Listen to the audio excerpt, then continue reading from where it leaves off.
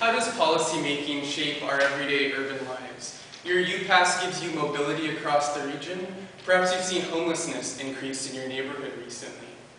Studying policy provides an insight into how society and the state view problems and identify solutions across different urban environments. How and why do cities use so-called best practice policy models from one city, but not from another city?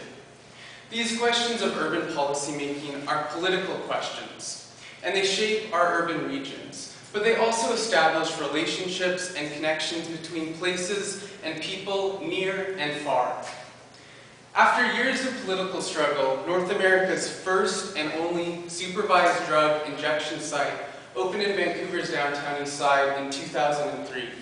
This is a place where drug users may inject illicit, street-bought drugs under the supervision of medical staff in order to prevent the spread of HIV, hepatitis C, and prevent drug overdose deaths.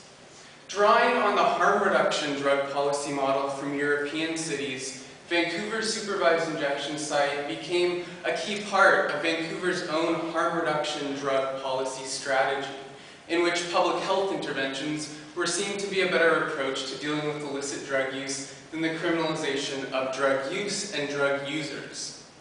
But despite the mobilization of the harm reduction drug policy model in Vancouver, it remains politically and institutionally contested and constrained across the Vancouver region, in places like Surrey, the focus of my research. So my research draws on 40 key informant interviews, ethnographic observation, and the analysis of over 400 policy documents and media articles. And so what I've found is that competing abstinence and criminalization focused drug policy approaches from Italy, the UK, New York City are at work and being mobilized in Surrey. But despite these barriers, the harm reduction drug policy model is being advanced, albeit cautiously, by healthcare workers, by nonprofit organizations, and by activists. So in understanding how and why cities embrace particular policy models, we can shed light on the political nature of how social problems, like addiction and poverty, are understood, how they're acted upon, and ultimately how these very policy responses shape our cities and our urban regions. Thank you.